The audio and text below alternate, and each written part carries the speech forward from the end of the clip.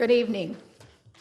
Welcome to the November 15th, 2022 Development Review Commission special meeting.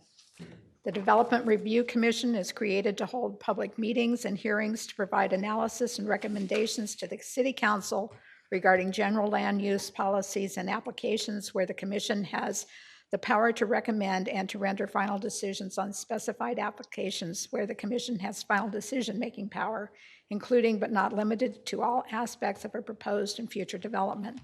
The Development Review Commission recognizes that the creation of a desirable environment throughout the city for residents, business, and industry is a prime requisite for the interdependence of land values, aesthetics, and good site planning by promoting harmonious, safe, attractive, and compatible development that is therefore considered to be in the best interest of public health, safety, and general welfare.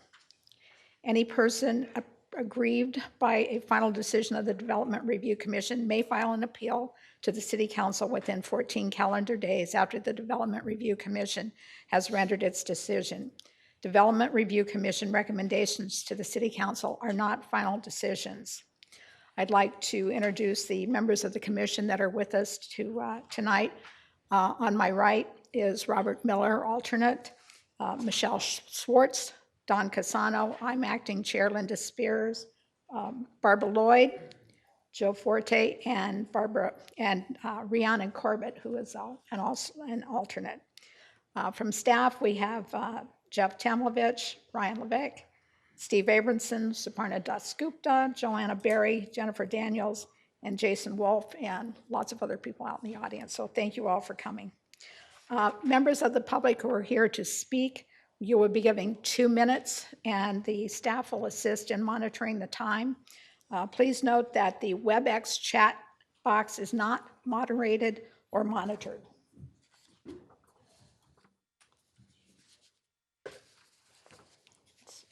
The first item on our agenda is the consideration of Development Review Commission minutes from the study session on October 25th and the regular meeting. And as was discussed in the pre-session, there were no changes to the minutes. I'll entertain a motion. Madam Chair, I make a motion for approval of the study session minutes of the Development Review Commission from October 25th, 2022, and the regular meeting, Development Review Commission, October 25th, 2022. Is there a second? Second. It's been moved by Commissioner Casano and seconded by Commissioner Lloyd to approve the minutes. All those in favor, raise your hand. Opposed? And that passes 5-2 with our 2 alternates abstaining. The next item on our agenda is the request for a general plan projected land use map amendment for commercial to mixed use for approximately 34.4 acres, a general plan density map amendment from no density to high density urban core, for approximately 34.4 acres, zoning map amendment from R16 and GID standards and varying heights up to 129 feet, 2,100 dwelling units, and commercial consisting of multi-purpose entertainment facility, retail, restaurant, hotel, and office uses for the Tempe Entertainment District. I will remind members of the audience, if you are here to speak, please turn in a comment card that you will see in the back of the room, and we will put you on the agenda to speak. First, we'd like to have the applicant make their presentation.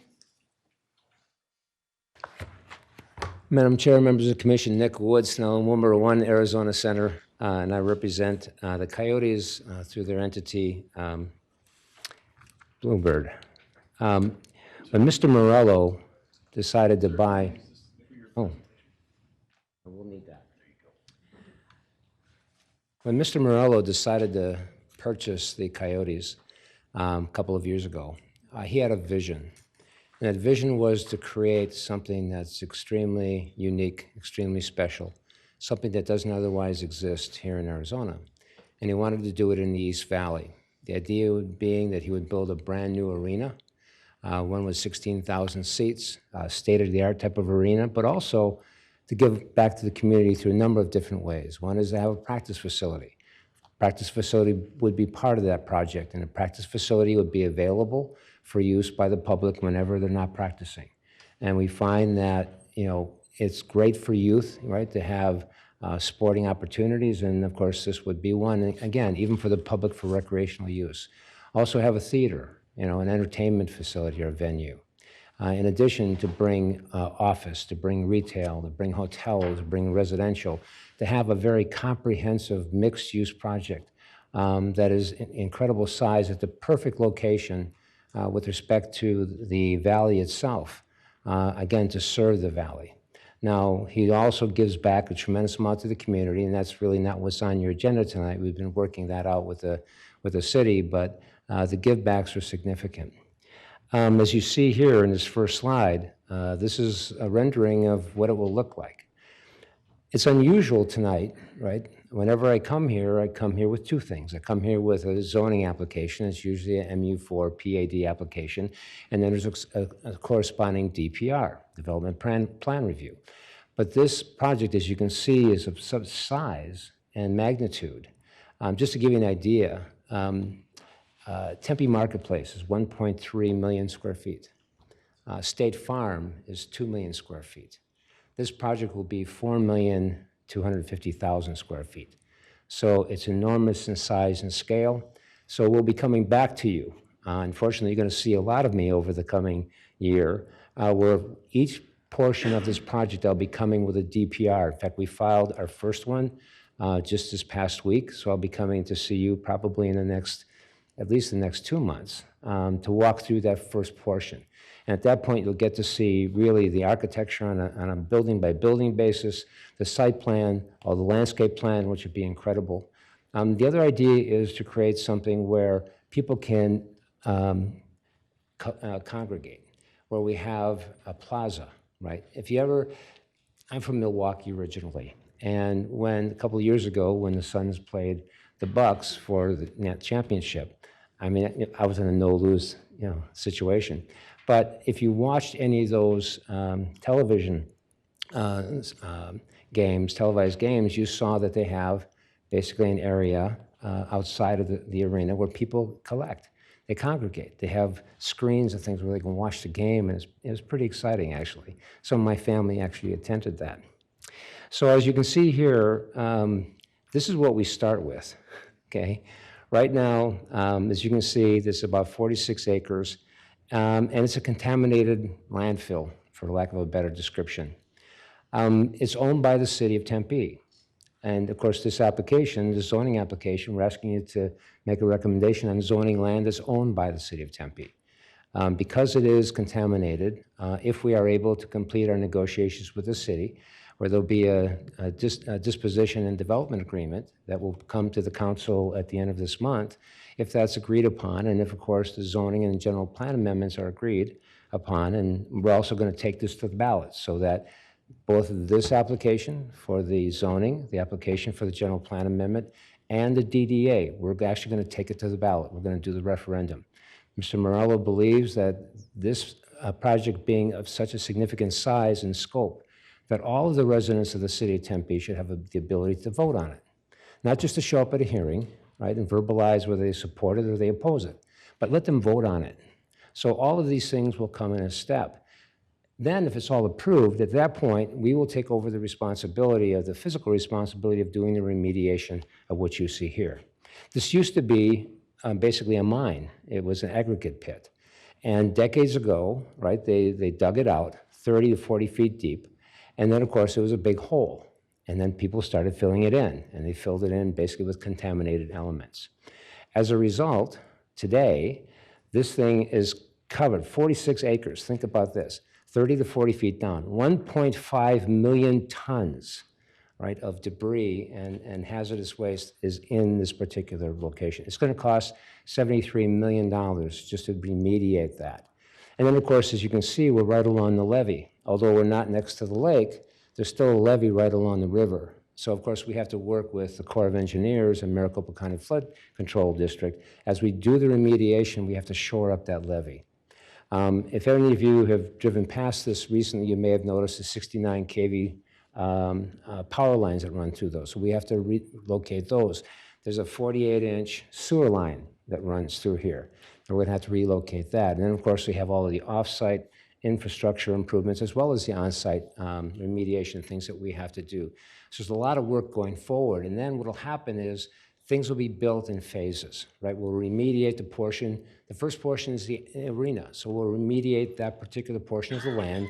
We'll purchase that from the city, and then they'll start construction of the arena itself. And that'll be the first element that really comes out. And then things will come out in phases. And I'm going to walk you through that as we go through this presentation. This is what our original proposal was in the RFP. We were thrilled when the city decided to put this property out for an RFP. The RFP basically asked for proposals from developers or development groups to create exactly what we're presenting to you tonight, a sports and entertainment district, one that also includes a professional sports team. We were the only respondents to the city's RFP.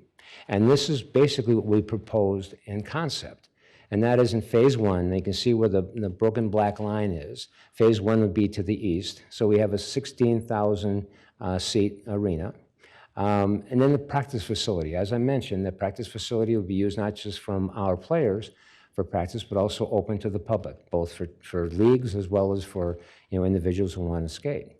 And that's 54,000 square feet. 3,500 seat theater, which of course it can be used with or without chairs, with or without seats. It's very multifunctional.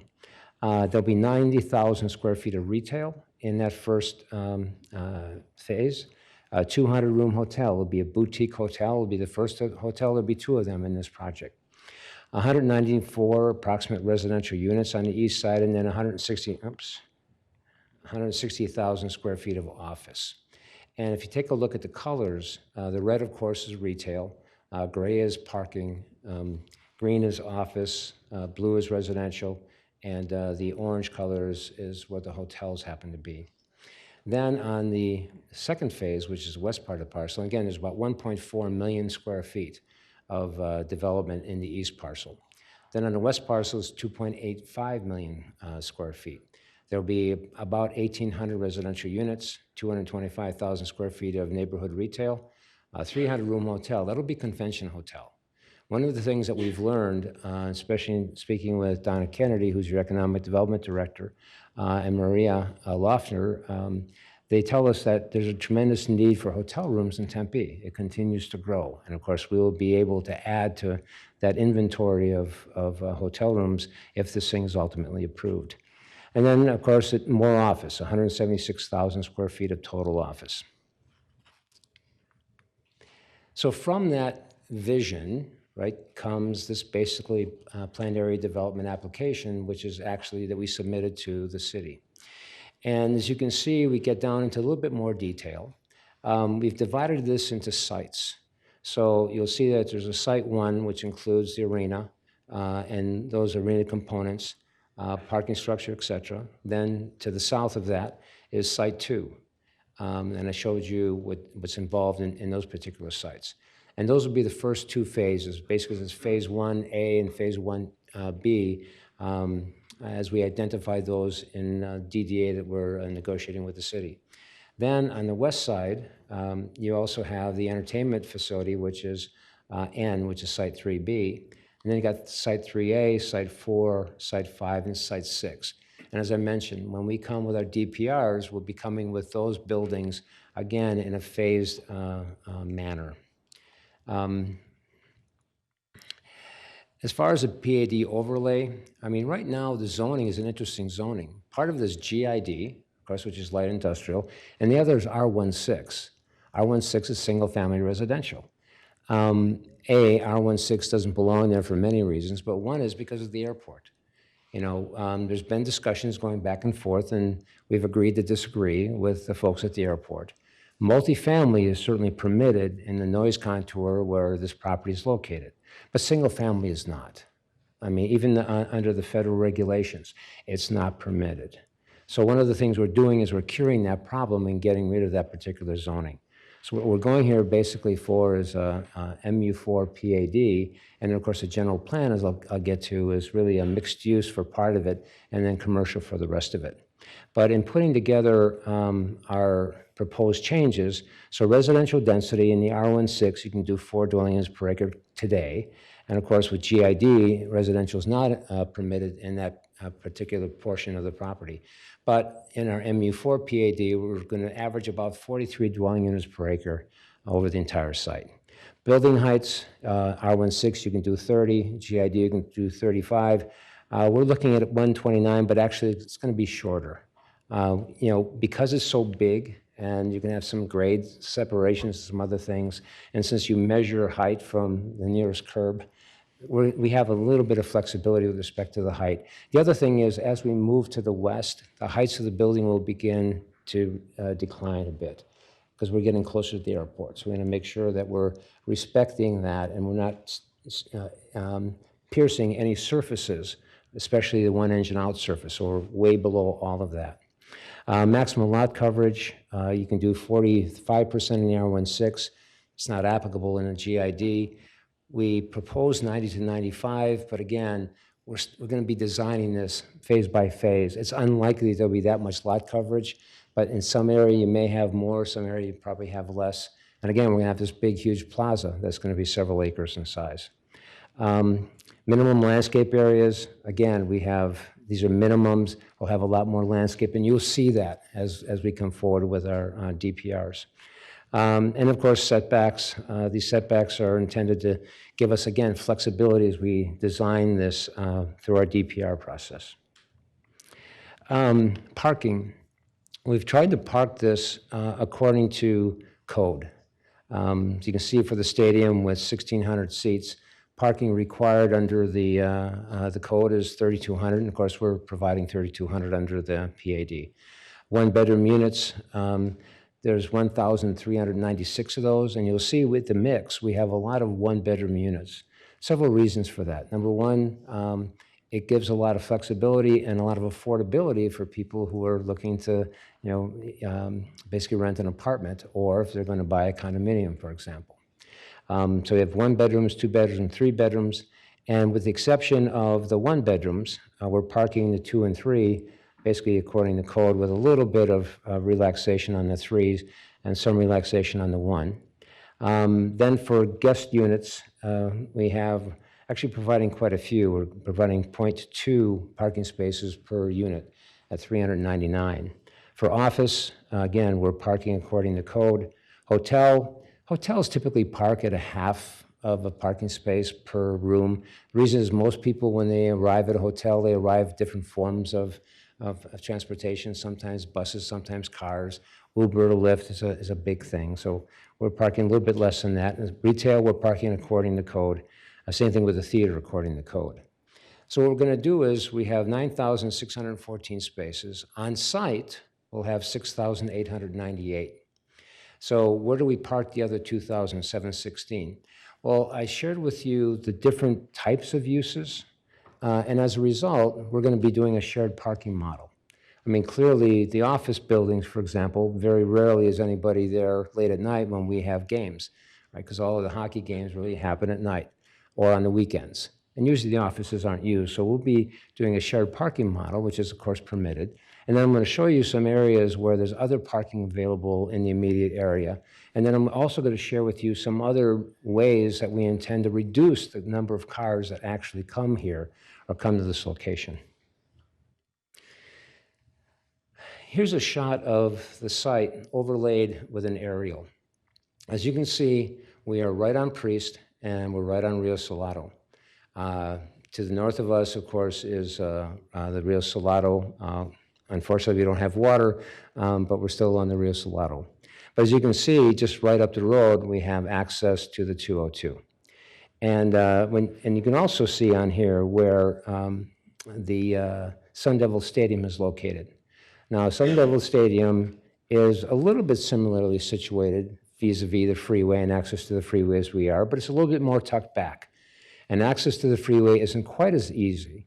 But the city of Tempe has done a tremendous job working with ASU, right, to make sure that they control how traffic is managed during all events, right, whether it's a football game or any other event that goes on at the stadium. And they do a great job with it. So, of course, we have a TIA, a traffic impact analysis, working with the city transportation department, and we'll be working with the police department in order to put together really a plan on how we're going to manage all of the traffic coming on and off the site, both arriving at events on the site and also leaving for events off the site.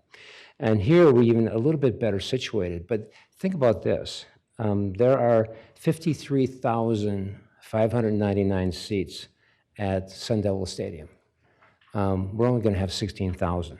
So they have 70% more seats than we do, and we're a little bit better situated with respect to handling traffic.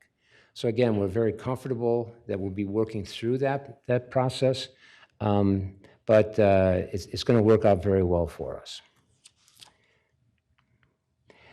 Some of the things we're going to do for traffic mitigation. Public transportation initiatives. So we're going to partner with Valley Metro. So for example, our arena tickets will be same-day light rail passes. So basically we encourage people to use light rail, and we do that by basically paying for their light rail ticket. We're also going to have shuttles, basically free shuttle service to the two closest Valley Metro stations. One, of course, is over on Mill by Ash, and then the other, of course, is across the freeway. So we basically will have shuttles going back and forth. So we're going to make sure that their tickets can be used as a pass for light rail, and then we're going to have shuttles going back and forth for light rail. Again, trying to discourage cars from coming back and forth. We've been talking to Orbit. Of course, Orbit, I was a Tempe resident for years until just recently, and I loved Orbit. It's a place where pick up any time. So we're going to work with Orbit to increase existing shuttle service to and from downtown Tempe from our location. And again, that'll help, again, discourage people from bringing their cars to the location. Extension of streetcar. We would love to have the streetcar extended to our location. So we've agreed to grant an easement for future expansion of the streetcar, and we believe that once this is built, and the federal government, of course, they look at demand. They don't want to build any kind of streetcar or light rail or anything else unless they know that there's a passenger demand. And we expect that this will be a big flag that says it's time to extend streetcar down to our project. So, but we're going to create the ability for them to do that. And then, of course, vehicular traffic initiatives. We have 5 freeways that are located less than 4 miles away. So we're going to work with rideshare service partnerships in order to help, again, limit the number of cars that come and go, especially for events. And just so you know, typically there are 3 games a week, home games sometimes. Sometimes there's 1 during the week, sometimes there's 2, and then on weekends. So there's basically 41 games a season, just like basketball has. These are some of our off-site parking options as well.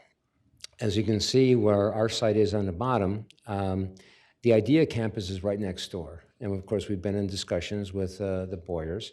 They already have 1,500 spaces in their parking structure, and it's all office. So they'll be there during the daytime. And of course, they're excited that we're going to be there because we're going to have restaurants and bars and places for their folks to eat. If you work in that office, where do you go to eat? You've got Press Coffee up the block, but that's about the extent of your opportunities. But we'll work with them to be able, again, to use their parking structure because at office at night and on weekends, they won't be using it anyway. And then there's even opportunities for us to the west. You can see that all those gray areas, those are existing parking structures. That's all office. And none of those really will be using those parking spaces during the times that we have games or we have concerts or other types of events. We've gone through all of the proposed stipulations with staff. We are very comfortable with each and every one of them. So we are not going to ask for any changes to those.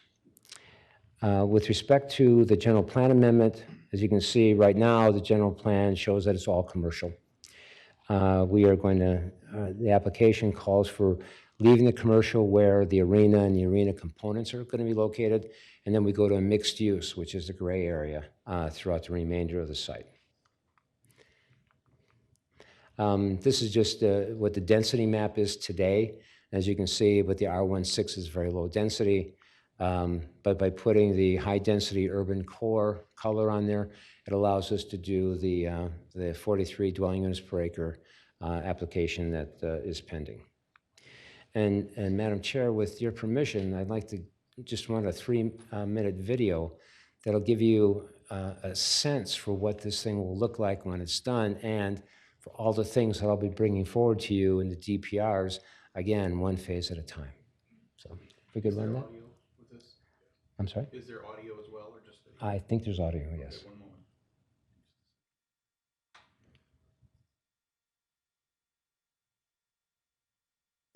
I don't know how to work any of this stuff, so thank God there's somebody here who does.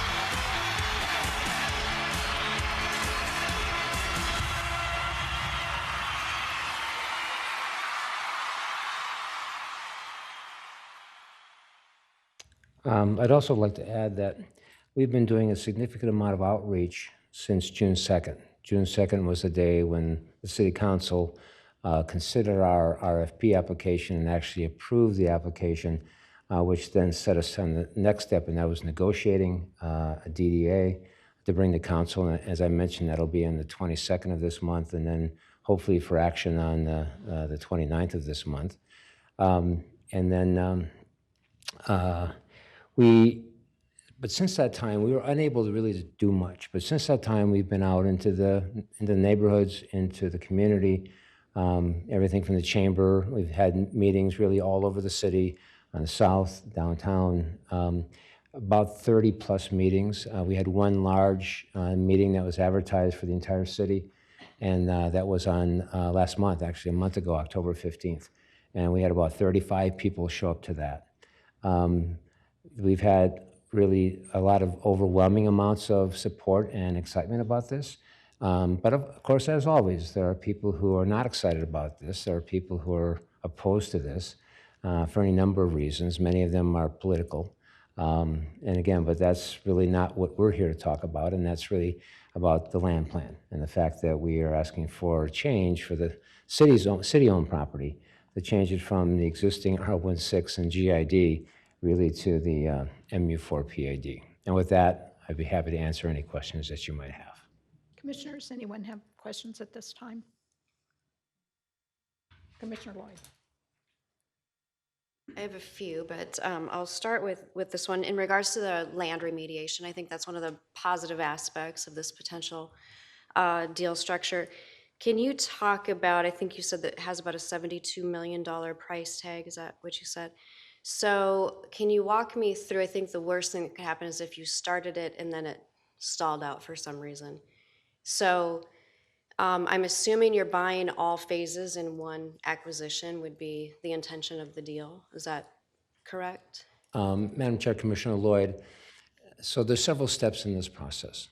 One is there will be a CFD, a Community Facilities District, formed by the City of Tempe if all of this is approved. That CFD is intended to sell bonds, and the proceeds of those bonds can only be used for public infrastructure. We, of course, will not receive 1 penny of that amount of money. At the same time, we are not interested in buying contaminated land, because if you own it, you're responsible for cleaning it up. And you can't sell bonds for public infrastructure without some private land to be acting as collateral security, because they're assessment bonds. Basically, we're going to have a $2.1 billion project, and this $2.1 billion project will stand as collateral security for payment of those bonds, even though they're bonds to basically handle all of the City of Tempe's obligations, and that is cleaning up the land and all the other things I described to you. So we had kind of a dilemma, and the dilemma is if you can't sell bonds to generate the money to do the remediation, how do we do the remediation? So Mr. Morello has agreed when we signed the DDA, and if we get through the vote, for example, and we're ready to move forward to remediation, he's going to deposit $40 million of money. It's non-refundable. It's earnest money. And that money will then be given to the trustee. And that money will be used basically to begin the remediation. It'll be enough to complete the remediation for the arena parcel, for example. And as a result, then we will purchase that arena parcel once it's clean. And of course, we'll be credited for the money that we paid, the $40 million for that particular portion. By the way, we're paying $25 a square foot, essentially. So we'll own that. And then each time, each portion of the 46 acres is remediated, then we'll be purchasing that. The total purchase price at $25 a square foot is a little over $50 million. So we're going to start with $40 million up front before anything is done. And what that does, of course, it gives comfort to the residents of the city of Tempe that we're not going to stop. We got $40 million invested in it, and then we're going to start construction of the arena right away. Then the other $10 million comes in at phase 2, right? So that money is put up as well. But it all works really very well orchestrated, essentially, through the agreement that we have. Okay, yeah, that was my question, if there was some sort of an escrow fund or completion guarantee to make sure that remediation that starts actually gets finished. Yeah. Okay. One other thing I think you mentioned was having 1 bedrooms as an affordability factor, and I know I went to a couple of community meetings you had prior to this meeting, and I know people have asked the question about affordable housing. The answer has been this is not the location for that, and that you are contributing to the hometown for all. But my question is more about what's the probability or practicality of bringing workforce housing as a component to that, if you're talking about having service workers on site, retail workers, and I know traffic is a concern for a lot of people, also is affordability. Is there a way to integrate more of workforce type housing into your multifamily component? Yeah, Madam Chair, Commissioner Lloyd, when it comes to the workforce, obviously the workforce housing is a defined use really under HUD. So it's people whose income range or compensation, annual compensation falls within a range from 80% of the average mean income for all incomes in Maricopa County up to 120%. And then those people can spend no more than 30% of their annual income on rent, for example, if they're renting. Here, that means that you have a range between about And it depends on the number of people who live there. It's not the size of the units, it's the number of people who live there. So basically, you're looking at a range from anywhere from $1,200 a month to $2,500 a month. We will not have a specific program here for workforce housing simply because, for the most part, it will be very difficult for us to build something like this and have rents that low. However, we are making significant contributions to affordable housing and working with Chicanos por la Causa in order to help do that. So we'll be working with the city through our acquisition of the property to create affordability, not necessarily on this project using workforce housing, but in other areas of the city of Tempe. Okay. And then last question for now. In a previous community meeting too, you mentioned there was a potential, I think it was a medical office or office user that was potentially interested that would bring jobs to this location in the office portion.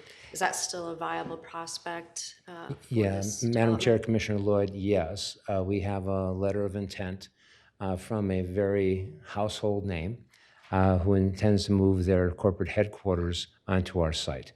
And that brings how many jobs? 3,000 jobs just with that. And then, of course, we'll have sports medicine and other things as part of this project. Okay, thanks. Any other questions? Yes.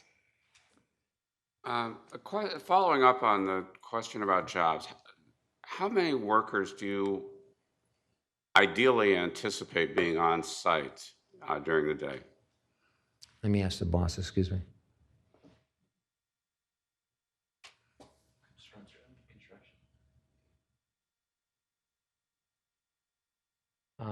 Is it during construction No, or I'm talking post-construction. post-construction? 6,900 permanent jobs. Do you have any kind of sense about the average wage for these 6,900 workers that you're going to be bringing in? The average wage? Yes. What can they expect? Excuse me again.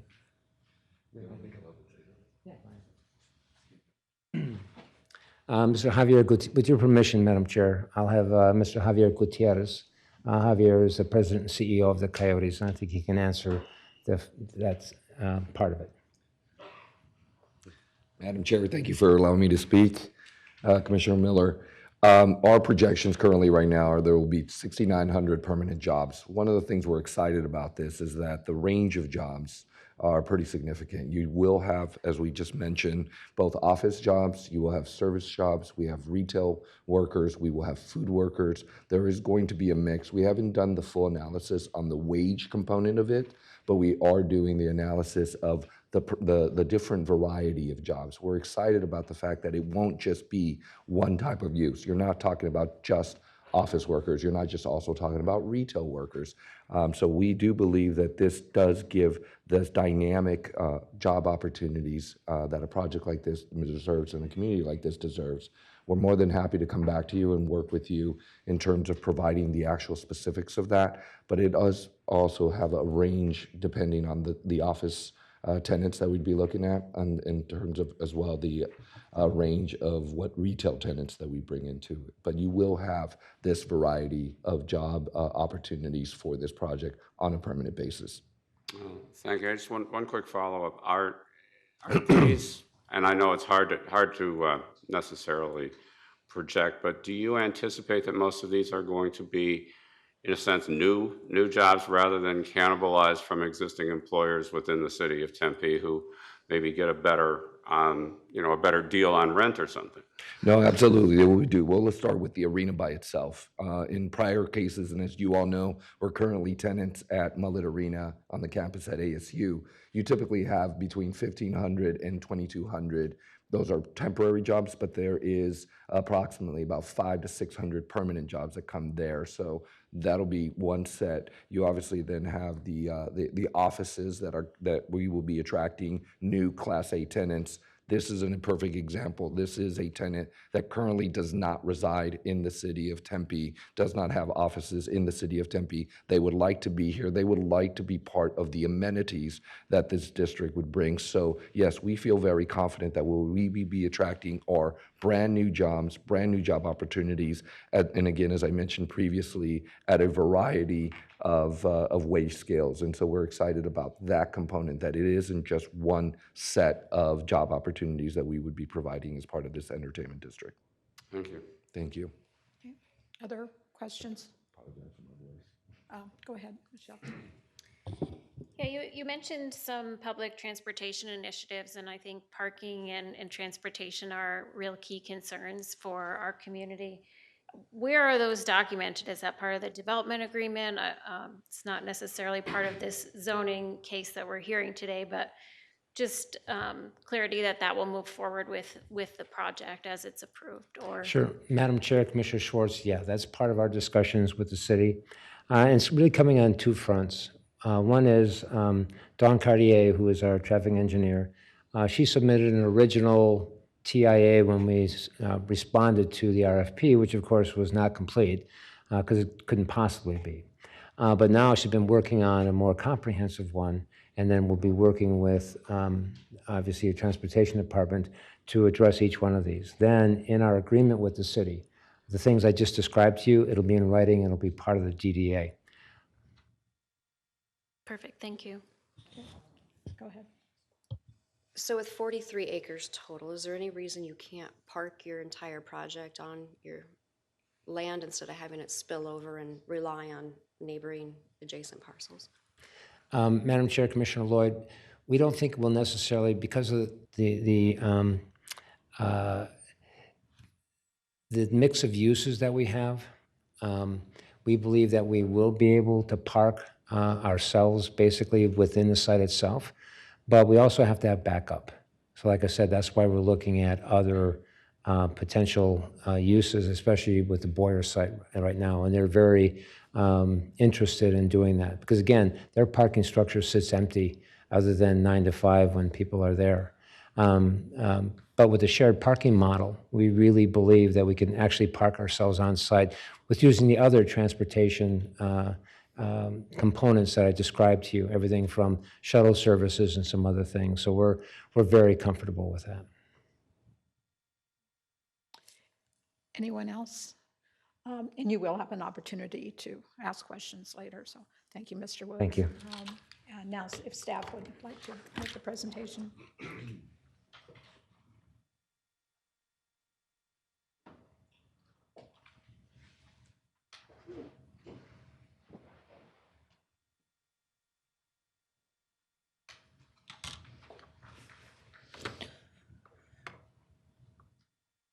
Madam Chair and Commission members, Suparna Dasgupta, Principal Planner. I will be brief since the applicant went through the more detailed project description. The request is for a general plan land use map amendment, a general plan density map amendment, a zoning map amendment, as well as a planned area development to for the standards, to establish standards for varying heights up to 125 feet and up to 2,100 dwelling units, as well as our commercial uses, including the multi-purpose entertainment facilities, restaurants, retail, hotel, and other office uses. I'll skip over the general plan and the zoning map amendment part. The site plan, as you have it in your packet, the phase 1 includes site 1, site 2, and a portion of site 3B. Those are the ones, the phase line is denoted by a dashed line in the site plan. In the site plan also, a couple of things you see are there's a City of Phoenix water line easement. And during the DPR or the development plan review phase of it, this conceptual plan will be adjusted to make sure that none of that are encroaching into those easements, and The applicant is required to work with City of Phoenix on the water line easement, as well as with City of Tempe for our sewer line easement along Priest Drive. There is also a red line that indicates the 14-foot transit easement that has been requested for this proposal for a future streetcar alignment. There was a neighborhood meeting was required for this project. The neighborhood meeting was held on October 15th. A number of city staff, along with myself, were in attendance. There were 35 members of public in attendance. The discussions from the public member of public included questions regarding flight path, noise from the airplanes, whether there would be any increase in property taxes for the Tempe residents, questions about the intergovernmental agreement between City of Tempe and City of Phoenix, anticipation of possible other concert events, as well as relocation of major events such as Comic-Con, possibly discussions about the history of the Coyotes at the Glendale Stadium that was used previously, and other included environmental issues, as well as Rio Salado incorporating additional artwork with the Rio Salado South Bank multi-use path. At the time of the preparation of this particular PowerPoint, which was approximately 2 o'clock this afternoon, we had at that point received up to 7 comments, 1 in support, 5 in opposition, and 1 was neither in support or opposition. We also received a letter from City of Phoenix.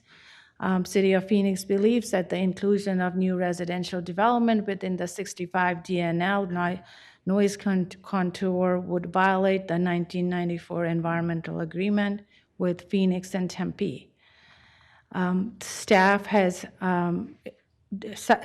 determined, and the city has determined that this project will not violate that 1994 IGA with City of Phoenix. And with this project, staff recommends approval of this condition of this project, subject to all the conditions. We had a total of 18 conditions of approval, out of which 3 were standard, and the other were non-standard conditions that are going to be required as part of the PAD. The first one being that the developer cannot exceed more than 21 dwelling units and a maximum residential height, including mechanical and architectural features, will be limited to 129 feet. Site 1, which is the multi-purpose entertainment facility, will not consist of any residential dwelling units unless a major PAD amendment is processed through the city. The on-site parking reductions and modified ratios are approved as presented, and there would be a developer is required to provide a shared parking study. This is the one, Madam Chair and Commissioner Schwartz, that goes to that requirement for providing the on-site as well as the off-site parking requirements as part of each development that comes in to the city. Number 7 was that the developer would provide a vehicular cross-access easement to the adjacent IDEA campus. As you heard, that there is a conversation about sharing some parking with the IDEA project, so this includes for a better connectivity with the IDEA through their internal site. The developer must also provide a final traffic impact study, which would also include the trip reduction plan, which Mr. Nick Wood had already indicated with some of the trip reduction that is contemplated with various methods such as the tickets to Valley Metro and other orbit extensions and streetcars. So those will be included with the TIS with the trip reduction plan. The developer, even though they are showing it on the site plan, it is also conditioned that they provide that 14-foot easement for the future streetcar. The developer shall also provide vehicular access that is going north-south that would connect the existing bike path all the way to the Rio Salado South Bank path. There would also a request from transportation to provide expanded and larger bus bay and bus shelters that would be shown in a future development plan review application. The developer shall also grant navigation easement, record a navigation easement to the City of Phoenix Aviation Department for the site per the content and form prescribed by the city attorney prior to any final building permit issuance. If required by the Federal Aviation Administration, the developer shall also provide documentation to the city prior to building permit issuance, the Form 760-1, which is a no hazard determination. I'm not going to read the whole thing as it's on the screen. The developer shall also provide any prospective purchasers of the proximity to airport in order to disclose the existence and operational characteristics of Phoenix Sky Harbor International Airport to future owners or tenants of the property.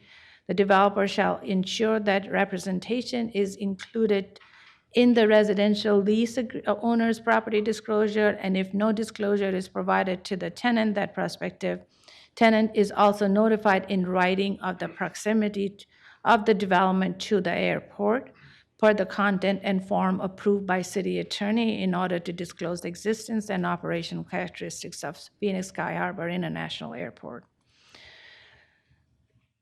There are currently 2 World War II barracks that are in approximately the location of the where the arena is proposed in Site 1 area. So there is a condition of approval based on the State Historic Preservation Office and our Historic Preservation Officer that those 2 barracks will be located at the developer's cost at a location to be determined in the future. A developer shall also provide an easement for the existing sewer and the sewer line and the sewer metering station along Priest Drive that I previously mentioned that was also denoted in the site plan provided. And currently there is a flood control district access that kind of runs across the middle of the site. And the developer shall work with Flood Control District of Maricopa County to relocate and or abandon the existing access road and easement and provide dedicate a new access easement for flood control access leading up to that adjacent levee. As you heard, that all the conditions of approval were shared with the applicant and they are in agreement with all the conditions proposed. Staff is happy to answer any questions at this time. Questions for staff at this time? Okay, Thank you, Madam Chair. thank you. At this time, we will open the public hearing part of the meeting. We're going to start the public hearing by having Mr. Abramson read the comments that have been, we've received prior to the meeting, and then I will call you up. If you would like to speak and have yet to fill out a card, please fill one out. If you don't want to speak, you can write your comments and we'll have staff read those as well. Go ahead, Steve. Thank you, Madam Chair, members of the commission. My apologies in advance for my lack of brevity. We have up to 10 letters that I will read into the record. The first one is the lengthiest. It is from Mr. Chad Makovsky. He's the Director of Aviation Services, Sky Harbor International Airport, Phoenix. And it starts, on behalf of the City of Phoenix, we write to continue to object to the inclusion of residential in the Tempe Entertainment District, further known as the project, and to the associated rezoning, general plan amendment, or overlay to accommodate this residential use. We renew this objection in advance of the planning hearing before the Development Review Commission on November 15th, 2022. Please transmit this objection to the commission. Again, Phoenix objects to the project because the approval would violate the 1994 intergovernmental agreement between Phoenix and Tempe, further known as the IGA. In the IGA, Tempe has agreed to both, one, to take all actions necessary to implement the land use management strategies recommended in the FAR Part 150 plan, and two, to take such measures as necessary to ensure that new development undertaken in connection with the Rio Salado project or in noise-sensitive environs within Tempe's jurisdiction will be compatible with the noise levels predicted in the Part 150 Plan IGA Article 3, Section 3. These two objections, among others, prohibit Tempe from approving or allowing new residential developments within the noise contours for the 65-day night average sound level, DNL. Indeed, Tempe has affirmative objection under the IGA to ensure that such projects are not approved.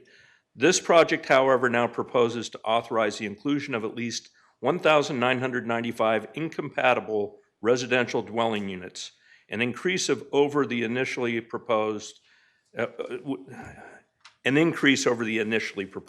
entirely within the 65 DNL contour. By taking steps to authorize residential as part of the project, Tempe will violate its obligations and will breach the IGA with Phoenix. For this reason, Phoenix objects to the inclusion of residential in the project and encourages Tempe not to proceed with steps, including rezoning and general plan amendments to authorize residential development. While this objection is based on well-known provisions of the IGA, Phoenix reserves the right to bring additional challenges to the development if it moves forward. For instance, the staff report notes at number 5 that traffic will be one of the most significant impacts to address this development, or for this development to be addressed. Phoenix is not aware of a review of whether this traffic issue will increase cut-through traffic at Sky Harbor, potentially increasing congestion on already congested roadways owned, operated, and maintained by the airport. This must be considered. Sincerely, Chad Makowski, Director of Aviation Services, Sky Harbor International Airport. The actual next letter is from an individual named Maha Al-Shamari, and I understand that Maha is online, and I would like to provide her the opportunity to read her own letter should she wish to. Ms. Al-Shamari, are you out there?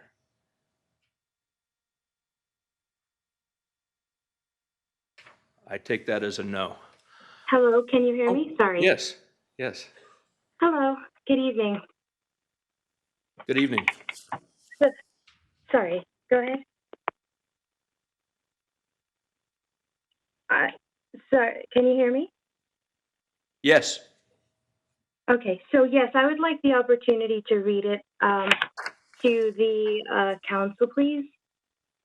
So I would just like to start with, I have been a resident of the city of Tempe since first arriving in 2017. When I first arrived, the city was barely populated. And jokingly, students at ASU used to refer to Tempe as being just temporary. But myself, like many others, chose to call it home with good reason. The community was small and had a cozy setting where students could thrive and focus on their education and building supporting families.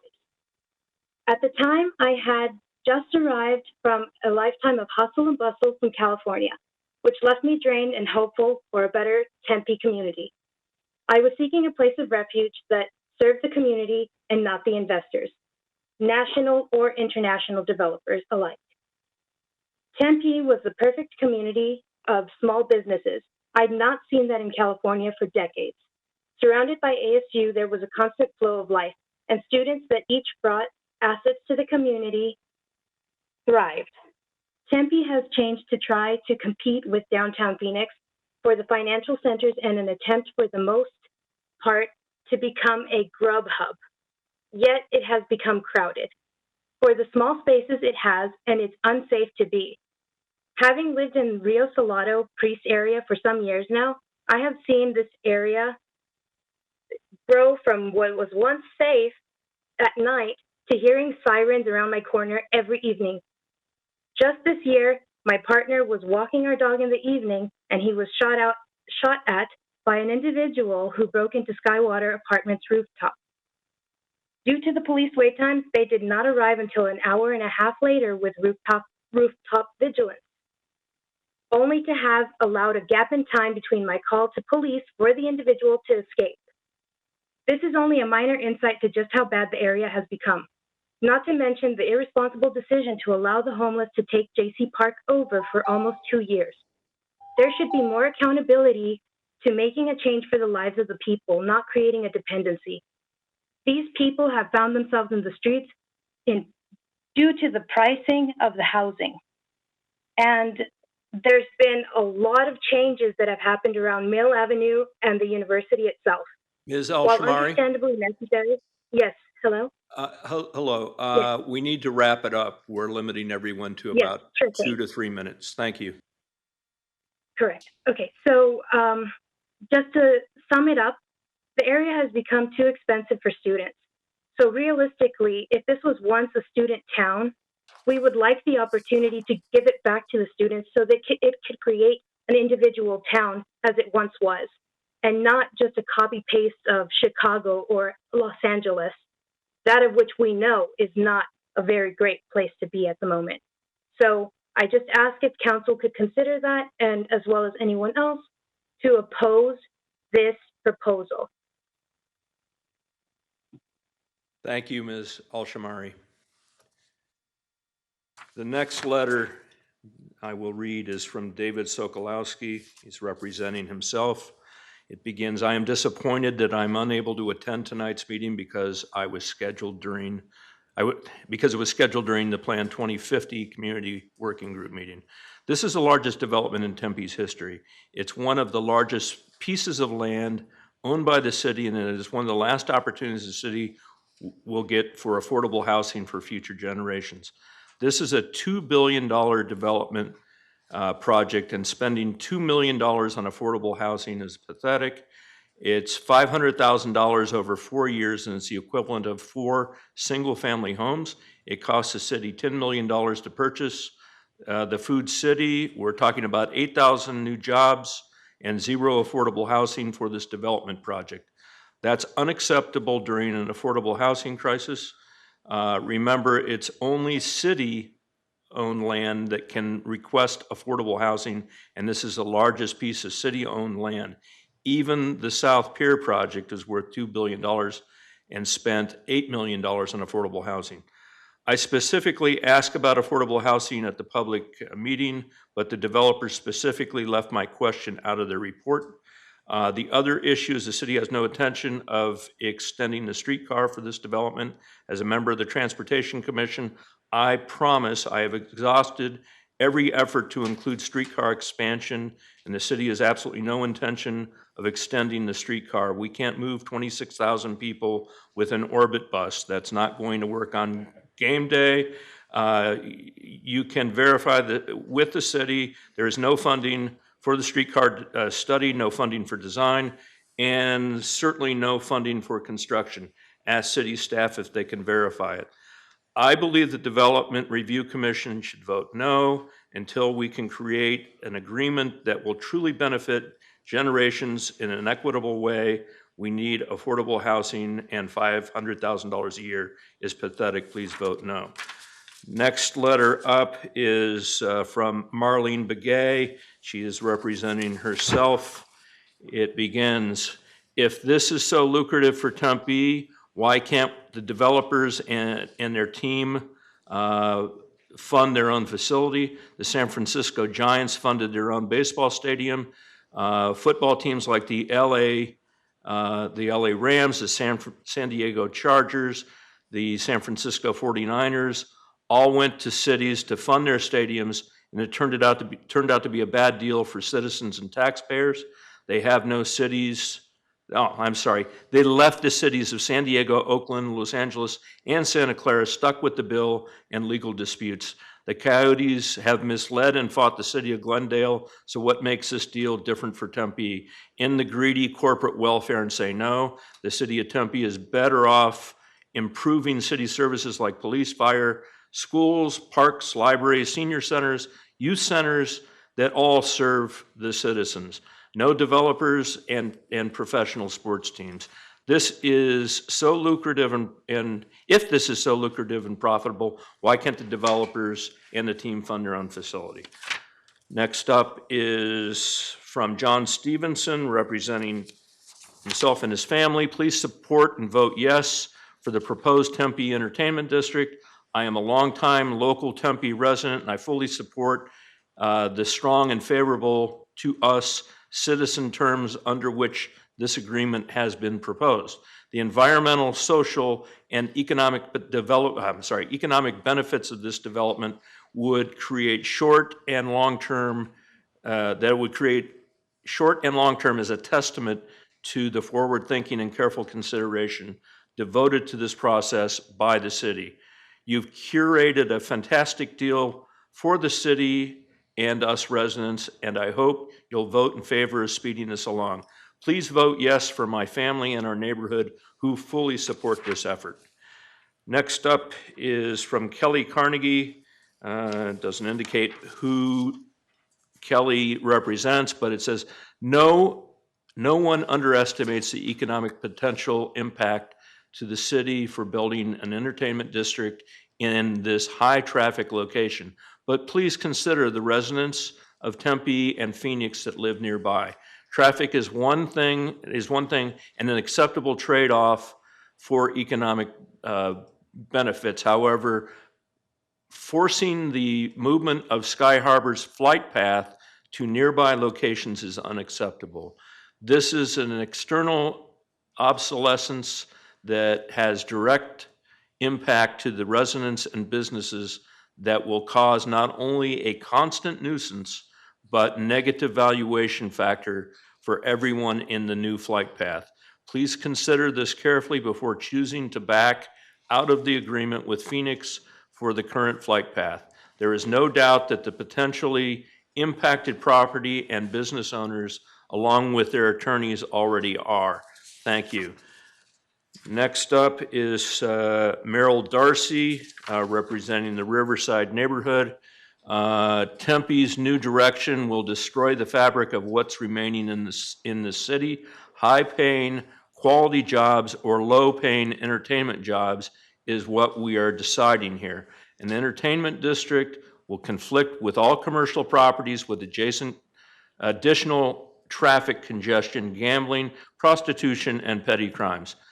This area will be unsafe and inconvenient for employees, which will erode the commercial property tax base with vacancy and abandonment of offices and businesses unrelated to any entertainment venue. The job and business exodus will be unprecedented and ultimately beyond the decision power of the commission and should be left decided solely by the voters and taxpayers for city's new red light district. Next up is a letter from Jennifer Spade and Lori Merrill. As a nearly 20-year resident, I am opposed to the current project plan for the Tempe Entertainment District, TED, as you are considering tonight. The main reasons I am opposed to TED is due to the request for a change in zoning from, number one, no density to high density urban core, less than or more than 65 dwelling units per acre for approximately 34.4 acres. A zoning map amendment from R16 to GID and GID to MU4, approximately 46.2 acres. And three, a planned area development overlay to establish development standards, varying heights up to 129 feet, 2,100 dwelling units and commercial, consisting of a multi-use entertainment facility, retail, restaurant, hotel, and office uses. The Tempe mayor, vice mayor, and city council members have been extremely aware of the concerns that many residents of the local neighborhood have expressed in the past with super high density, huge heights, and proposed buildings in the flight path and thousands of new residents and guests in a very small place. This will cause major problems for our residents, students, and anyone trying to get around this massive proposed project. Our current building is capped at 3 stories, and our closest residential neighbor has 4 stories, and you are considering something up to 129 feet tall. This is crazy. Please vote no on the current plan and request that the developers get with the local community on what might be acceptable to them. We know we are not going to stop development, but it should be responsible development taking into account the existing residents, current building, et cetera. Thank you for your consideration. I have a card that Mr. Jay DeWitt of Sky Harbor Airport wished to be read into the record. As an airport sponsor, the city of Phoenix is obligated to try to ensure development around Sky Harbor is compatible with airport noise. The IGA between Tempe and Phoenix prohibits residential within the 65 DNL. Since this development is within the 65 DNL, we object to the requested action. And then I've got another one that is online. Okay, this is from Debbie Hill and Mark Ackerman. My husband, Mark Ackerman, and myself are also opposed to this project density and height, as well as traffic that will be added to our already congested Rio Salado Parkway. We also request that you vote no on this item. That's all the cards that I have. Sarah, did we have another one that needs to be read in? No. Okay, that's it. Thank you. Okay, thank you. We'll now have members of the audience come up. Andrew Markwick, if you'll state your name and your address for the... Andrew Marwick, Deerfield, Illinois, until 2 inches of snow this morning convinced me to become a Phoenix resident. One interesting thing, if this gets rammed through, the Skokie Village Board in Skokie, Illinois, approved a Carvana 14-story car vending machine in the north end of Skokie against strong community opposition earlier this year. Last week, the village charter was essentially ripped up by 3 voter initiatives that completely changed the structure of this village of Skokie in terms of how elections are held. Coming here today, I came off the 143 at University to see what it would be like to come in that way and then up Priest to the site. I had to wait through 3 lights without an event going on, without an arena there, at University to turn left onto Priest. That is not going to be a viable route. When there is an event, it is going to mess up the afternoon rush hour here in Tempe beyond what it is already. If you don't like going around Tempe during the afternoon rush hour now, just wait for this development to come in. The parking report is completely inadequate. They come up with these things. The hotel, restaurant, theater, arena will all peak at the same time, around 7, 8, 9 in the evening. In the residential areas, those are always cordoned off.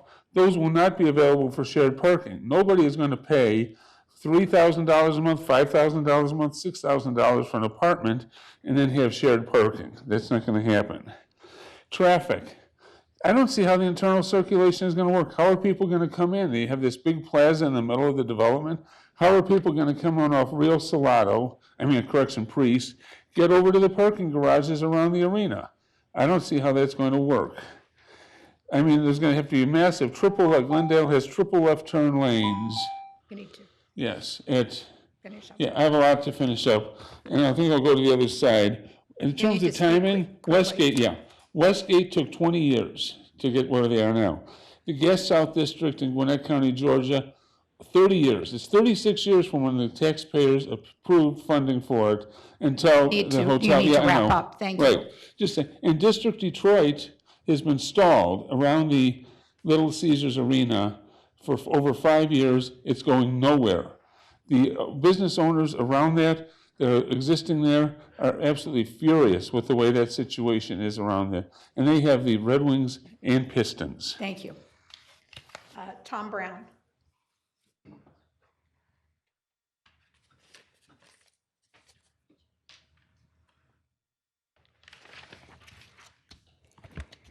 Good evening. My name is Tom Brown. I live on Homestead Lane in South Tempe. I sat in that chair for 5 years, so I know how difficult it can be to say no to a new development, so impressively described by these professionals. Who doesn't like new stuff we build here? Big stuff, more job creation and more leasable space. This is Arizona.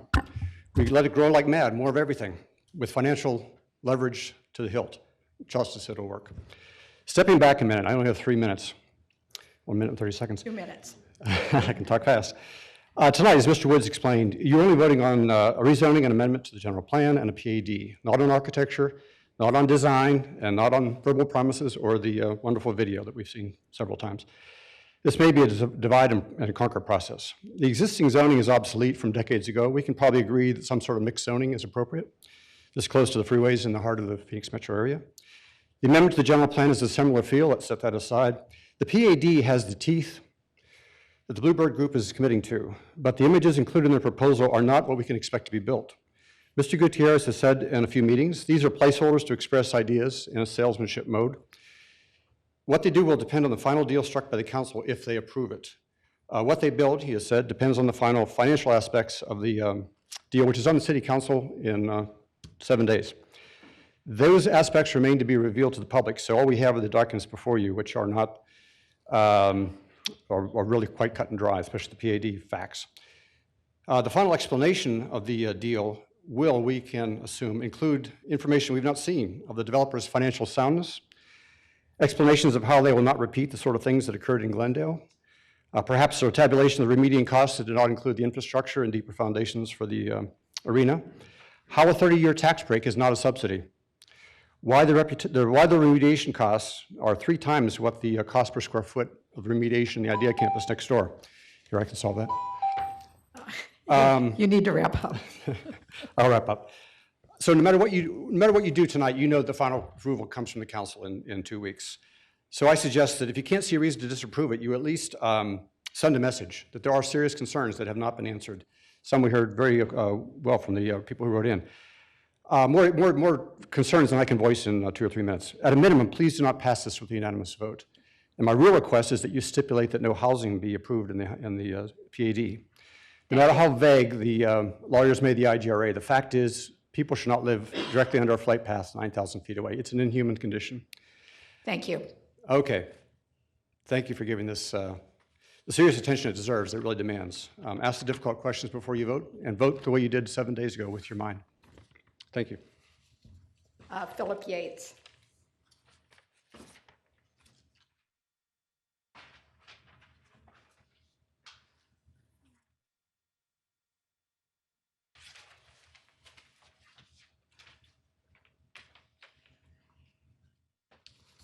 Good evening, Madam Chair, members of the Commission. For the record, my name is Philip Yates, and I'm the president for the Riverside Neighborhood Association. Last night, I hosted a neighborhood association meeting, and it was a rather lengthy discussion between neighbors of the Riverside neighborhood. And the Riverside Neighborhood Association is we're adjacent to where the flight pattern is. And we are going to be just horrifically impacted in a number of ways. There are going to be traffic issues while the arena is going to be built, and we have parking issues, especially during the course of when this is going to be built. People are not going to just go over to the site and park where they're supposed to while this is going to be built, if it is going to be built. And the general consensus last night was sort of that we are being steamrolled through November and right before Thanksgiving. On the 10th, we had a meeting, a city meeting, and that was a special session meeting, and it was voted upon unanimously that it go to the county so that we can get votes on a ballot. And we have 1 month to do that. And if we do that, then we can get it on the ballot. But we are just infuriated by the fact that we cannot get anybody to listen. I have never seen anything that is of this magnitude.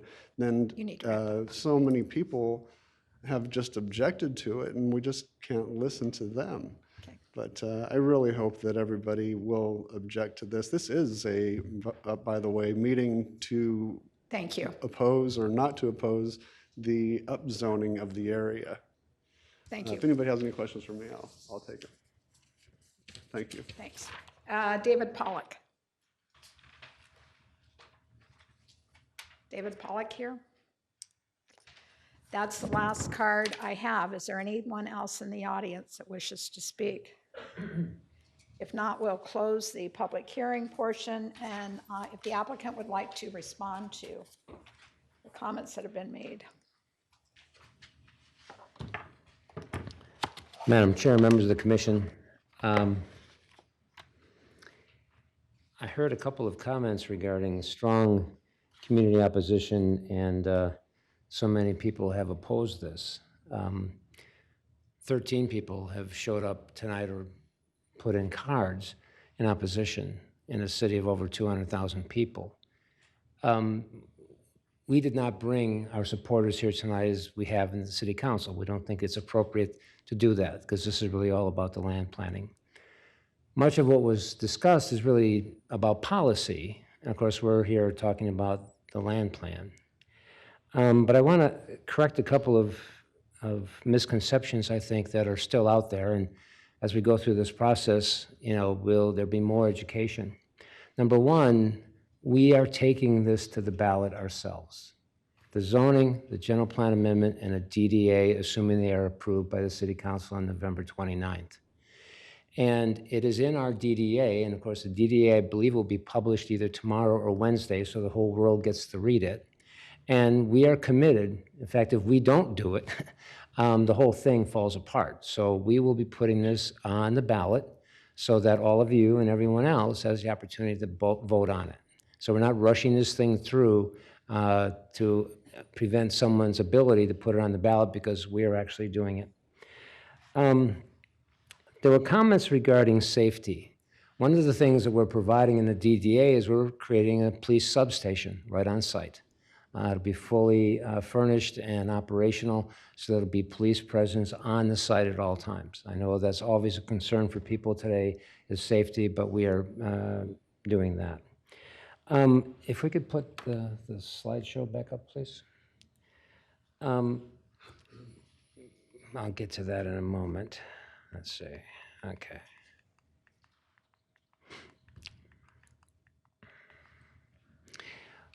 One of the things I want to point out is if we were trying to do this in the middle of the city or any place else in the city, I wouldn't be standing here in front of you because there's no way that something of this size and this magnitude would be appropriate any place else in the city of Tempe. This is the appropriate location. We're in the far upper left-hand corner of the city, essentially. And as you can see, most of the activity will be coming in and off of the freeways around the area. And again, we'll have our other shuttle services and other things. One of the things that we will do when working with the Tempe Police Department in order to accomplish that and hiring officers and others to basically control traffic is to prevent traffic from going south of this project into any of the communities that are in the south. Okay, we have extensive experience in doing this, but more importantly, Tempe has extensive experience doing this.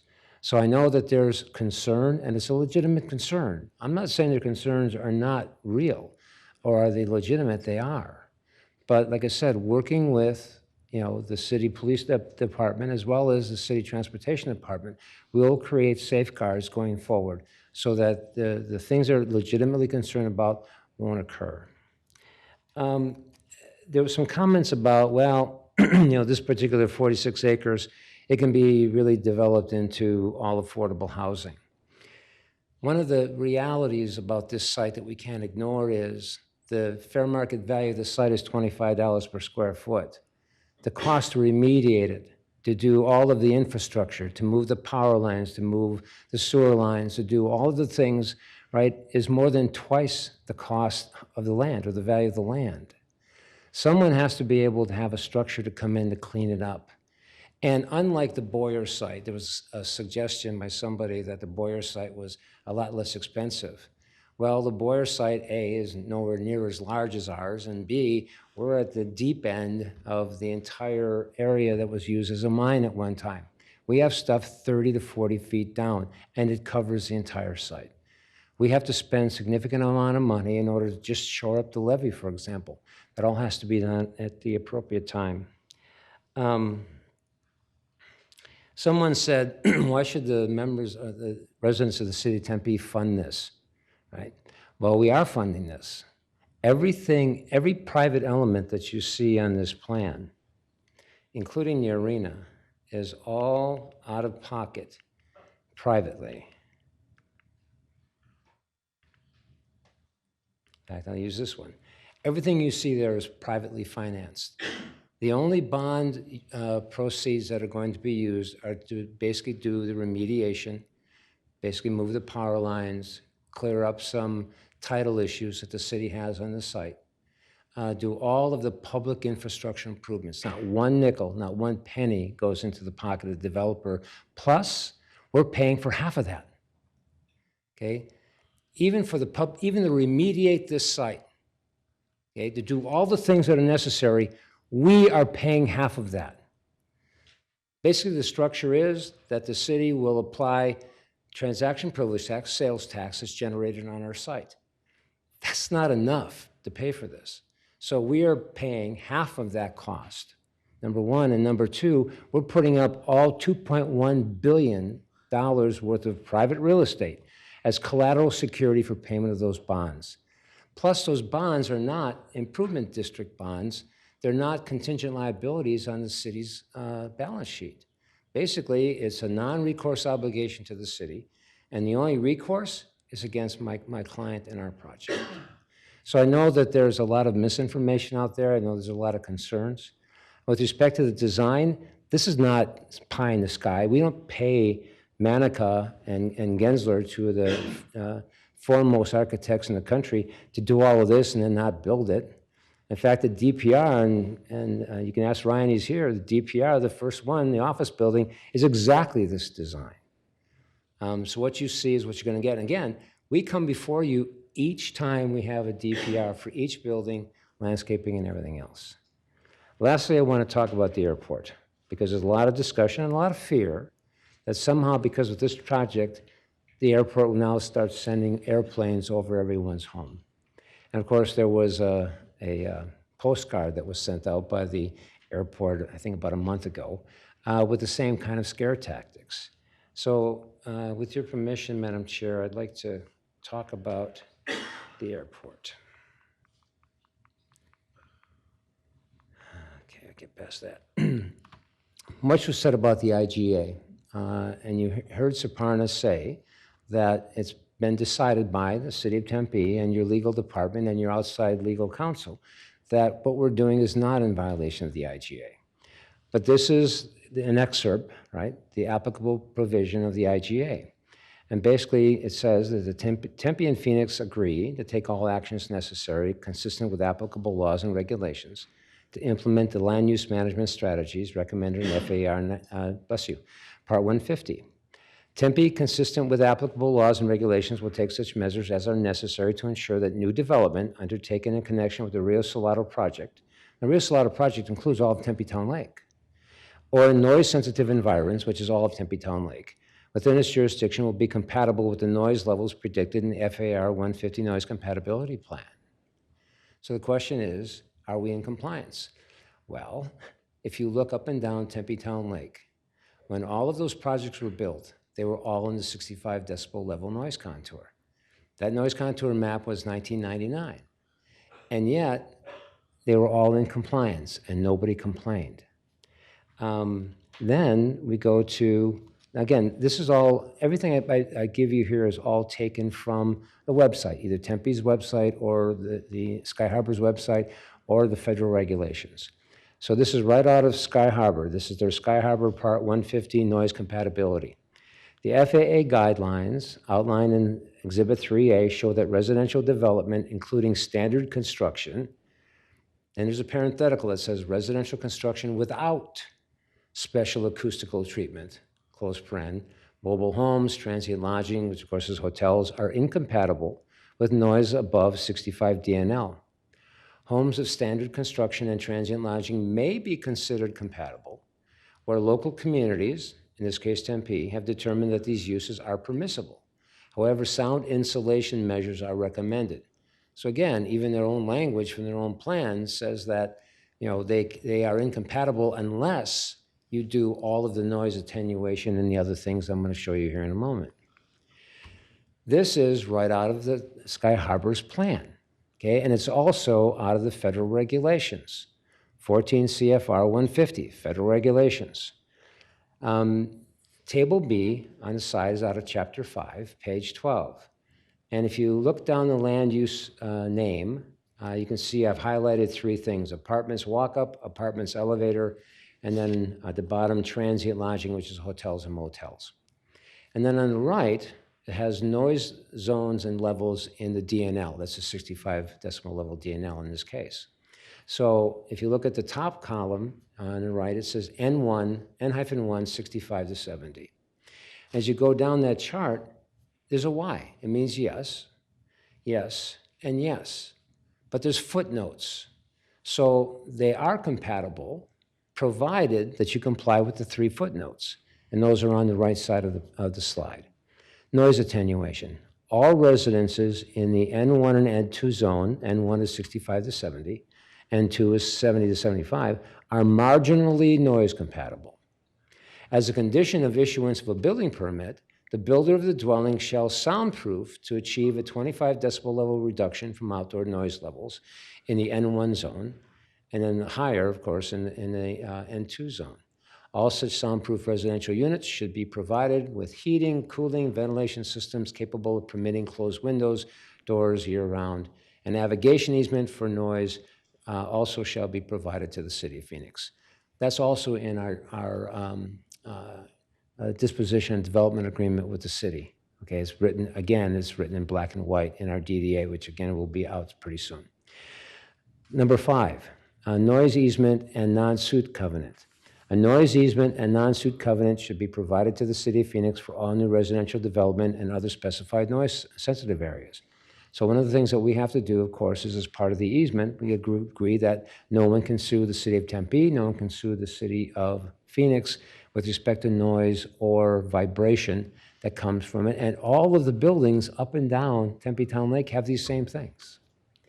And last is the Fair Disclosure Agreement and Covenant. The Fair Disclosure Agreement and Covenant shall be recorded as a condition of development approval for all permitted uses. This is also in the DDA.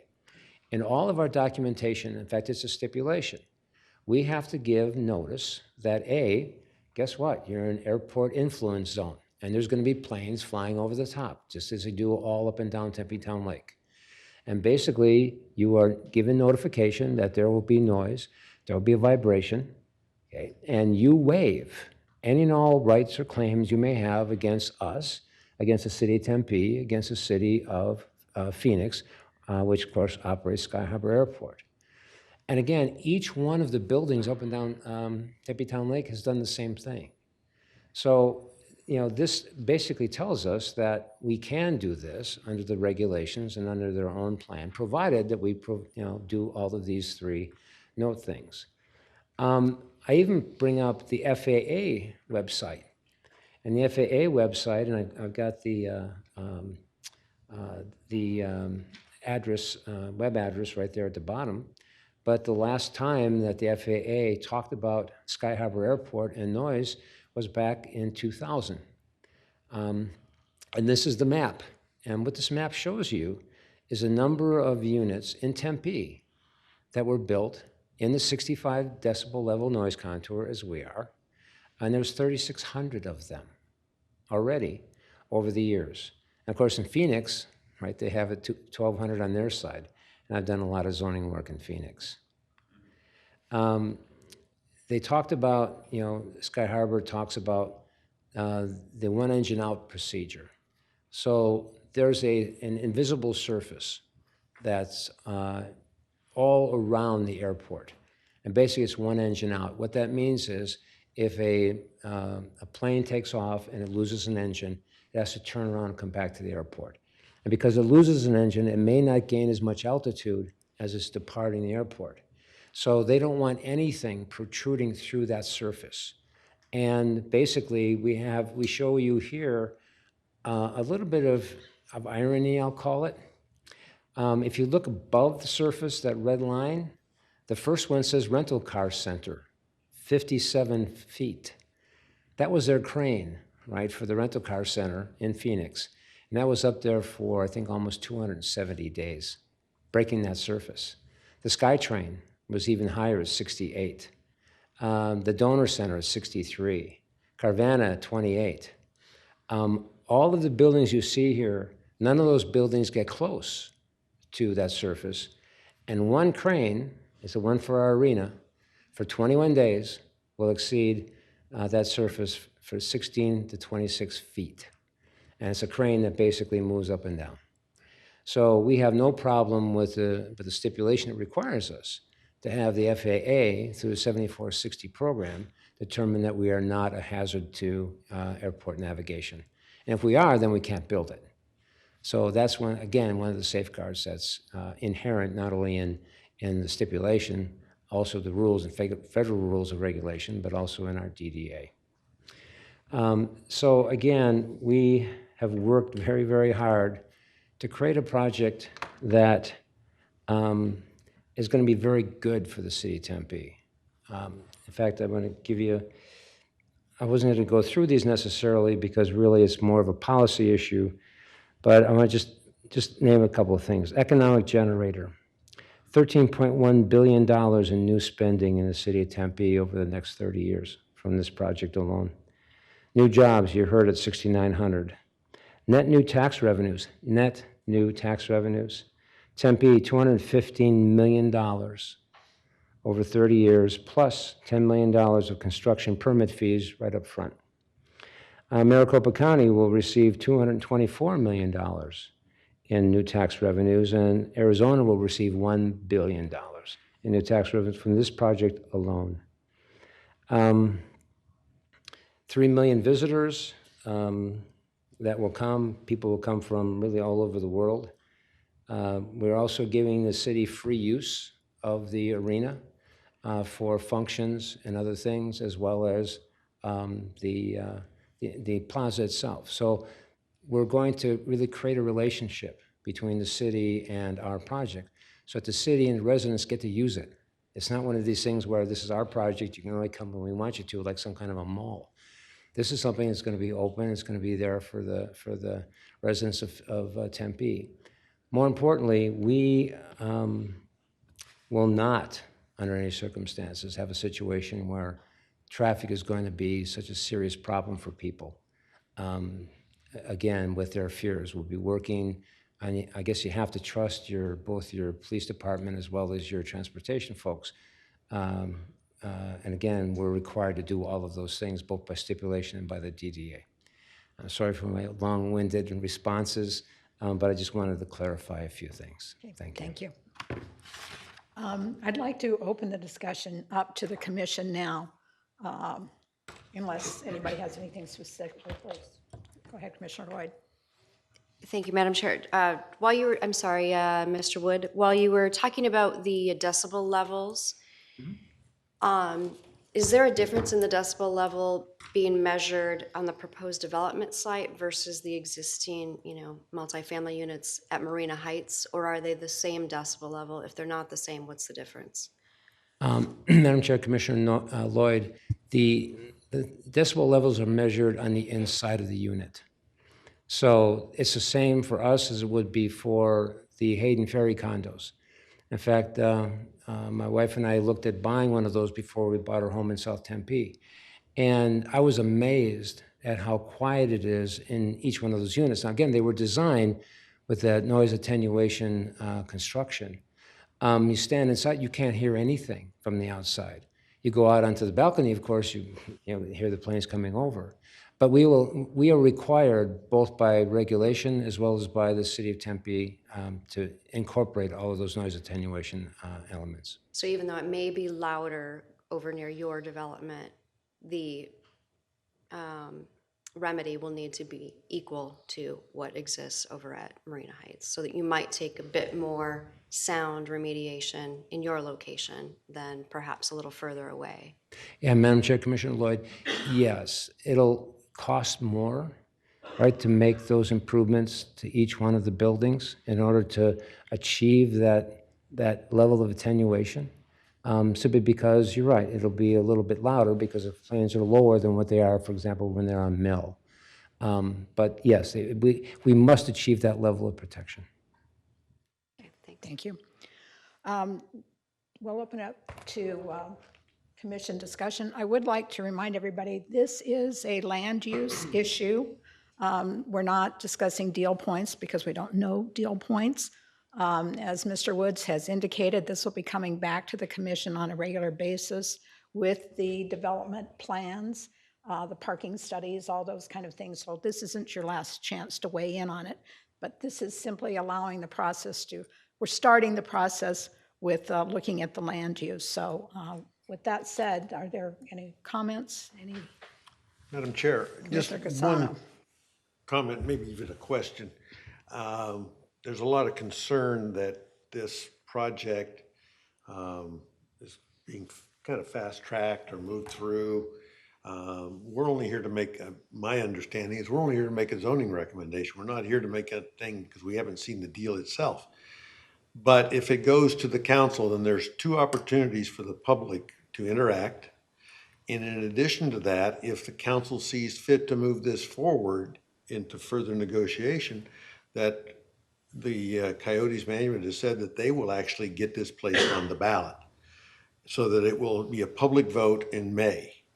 Now, my question is that cast in concrete that you will put it on the ballot?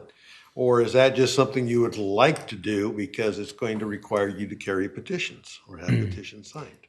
Madam Chair, Commissioner Cassano, it's cast in stone. When you receive a copy of the DDA we're negotiating, we are compelled, right, to go ahead and collect all the petitions, the petition signatures on all three items, on not just the DDA, but also on the zoning and the general plan amendment. And if we don't, then the whole deal dies. It's as if we lost at the ballot.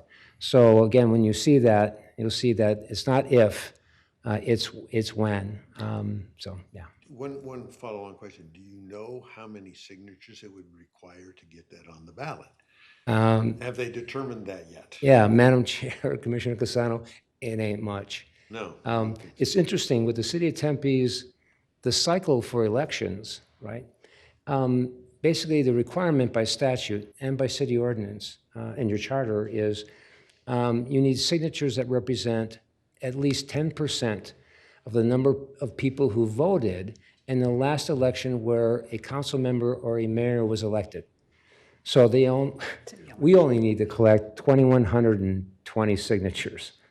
So yeah, it's not much. Actually, anyone can do it. So yeah, but Basically, this is going to go to the voters if it makes it all the way through the council. Absolutely, it is. Again, it's cast in concrete. Okay, thank you. Other commissioner comments? Madam Chair? Yes. And this is, I think, more a question for staff. Since we are, as you pointed out, talking really about a land use question here, land use and zoning question, that has actually 18 conditions. Do we need to have all of the conditions as specified herein that speak, many of which speak very specifically to the development itself as part of the PAD, to essentially affect a zoning question? Or could we hold in abeyance some of those for a future time and future consideration?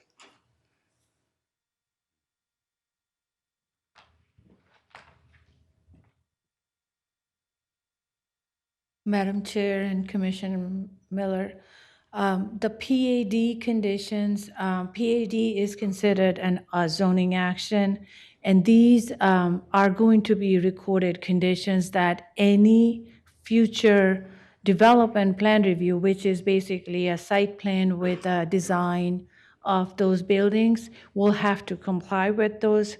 So these anything that you see here are zoning-related conditions. The design-related conditions will be coming in the later phase, such as what Mr. Wood had mentioned about the noise attenuation and the different conditions of that sort. So yes, these are the required ones that would go along with any zoning so that any future development will comply, any buildings that come in will comply with these. And Madam Chairman, Ms. Dasgupta, just a follow-up then. Essentially, by imposing this set of conditions, we are giving this applicant or any applicant fairly wide latitude in what to do with this site. Obviously within ranges, but still, we're setting a fairly broad standard.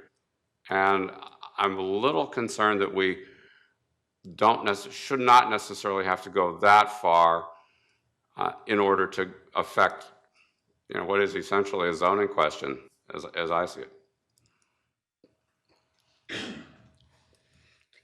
Madam Chair, Commission Member, is that a question or a statement? Both. Well, and if I can interrupt a sec, is there a specific condition that you are concerned about? Madam Chairman, I actually have concerns about building heights, especially how they affect the surrounding communities, because we're talking about fairly significant increases over what is otherwise seen in the communities directly to the south. In addition to that, we are putting on a very high density into this site, and which then affects parking, which affects traffic, all of these things. And again, it may be necessary for the applicant, at least in his mind, to have these kinds of conditions and these kinds of abilities, but it still gives, as I said, very wide latitude and gives him a lot of freedom in terms of what to do on this site or to anybody else. That's my concern. That's what this request is for these densities. So it's a general plan amendment to put the high density in there. And so that would continue. Madam Chair and Commissioner Miller, just to clarify, the planned area development is typically to set development standards, and the development standards typically are the building heights, so they cannot go above that building height, or there are code restrictions on how much they can even lower. But there is a variety, that's the maximum they can go. In terms of all the other development standards, if you notice, it's the landscape, the lot coverage, the landscape, percentage of landscape provided. Those are all the development standards within which it would have to abide. The reason for the overall density, even though the request is for high density above 65 dwelling units per acre, because the 46 acres, actually the development currently, the residential dwelling units that are proposed, if you look at the PAD table, the total is actually 43 dwelling units per acre. The reason the request is at higher density is because, for example, if Jason, if you can bring up my PowerPoint for a second, I will demonstrate something to explain it a little bit better about the density question. Yes, thank you. So for example, if you look at site 2, and there is the building D is supposed to be a residential development.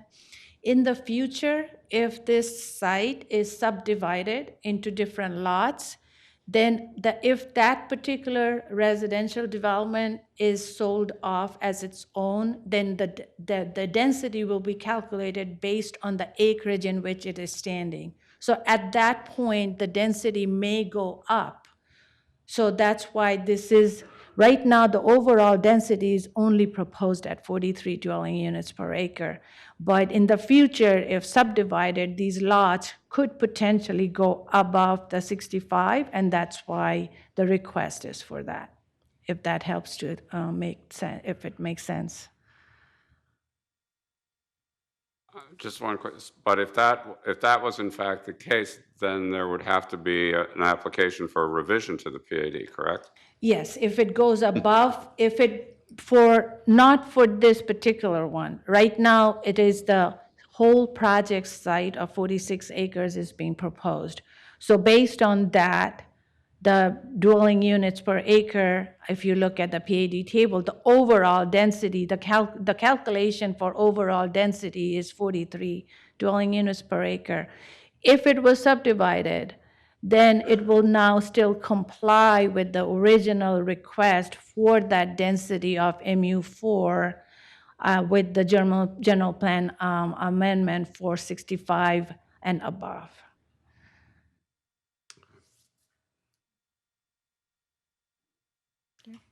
Thank you. Other, Commissioner Lloyd? Do you want- Thank you, Madam Chair. So this is also for you as well. So in follow-up to that density, I know that there was some concerns in the letters and talk about the streetcar easement, but what can you say in regards to, I think there was a comment that the city has no intention of extending the streetcar, et cetera, et cetera. I think it might be premature to talk about funding, but can you talk about any general vision that may be being discussed as a result of this particular development? There has always, Madam Chair and Commissioner Lloyd, there has always been an intent to extend the streetcar. And as a result of it, if you notice the project before us that was here for Modera in the last couple of meetings ago, with every single project that is coming on Rio Salado, either if it's on the east side, even on the west side, we are reserving those 14-foot off-transit easement because we don't know the alignment at this point. We may or may not need it, depending on when the feasibility study decides which way it will go. So we are reserving that easement both on the, if a development is coming on the south side of Rio Salado Parkway or on the north side. That way we at least have that easement reserved for the future car.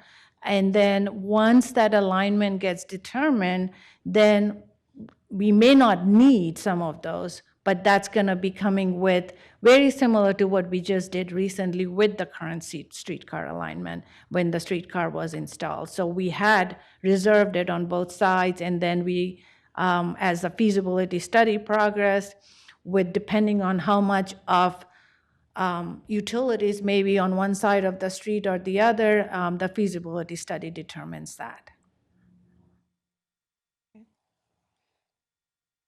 Other questions, discussion? I'm sorry. Go ahead, no, it's fine. I'm going to ask another one, and I'm sorry to do that. I'm looking at the conditions, specifically at condition number 16, which talks about the State Historic Preservation Office and the existing historic buildings that are there and the possibility of relocating them. What I don't see, and maybe it's not appropriate, or maybe it is, but I would wonder about consideration. This site is also directly adjacent to the Rio Salado, or what used to be the Salt River, which used to be at one point in time a river, not just a riverbed, which, going back even further, has been an area of significant archaeological resource on both sides, both south and north. Would it be appropriate to ask for a determination as to the potential archaeological impacts that might occur within the site, and with appropriate consultation with SHPO and other agencies, make that determination rather than have the project go forward only to be brought to a screeching halt when they dig up something that they didn't anticipate? Madam Chair and Commissioner Miller, we actually researched that, and our historic preservation officer, along with our long-range planner and our GIS planner, we actually overlaid a GIS layer on top of the particular project site we are talking about today. And the closest archaeological monitoring area or archaeologically sensitive area is at least 300 feet away from it. So there are no archaeologically sensitive areas within this particular site. So we did actually research it, overlaid it on our GIS layers to ensure that we were accurate about that assumption that we were, and it was determined that there is none. So that's why that particular condition is not there. Thank you. Any other questions, comments? Seeing none, I'll entertain a motion.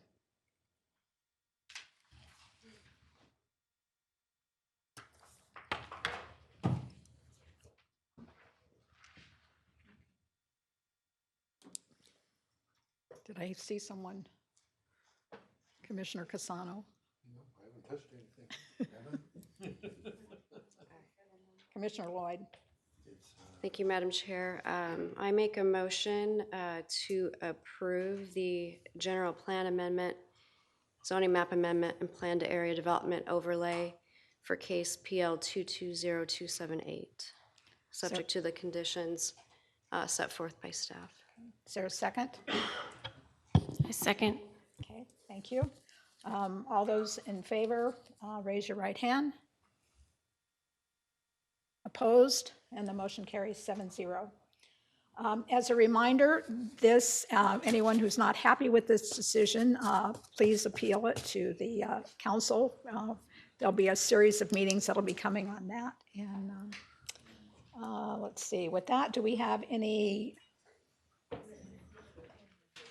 No, this is not a final decision. This is a recommendation to the city council. So, any commissioner announcements? Any staff announcement? Chairman, Madam Chair, thank you for your service and as the interim chair for tonight. And thank you for the two alternate members, Commissioner Miller and Commissioner Corbett. Thank you for attending the meeting. The next ERC meeting is December 13th, and the agenda for that will come out on Tuesday next week. Okay. All right, well, I wish everyone a happy Thanksgiving, and we're adjourned.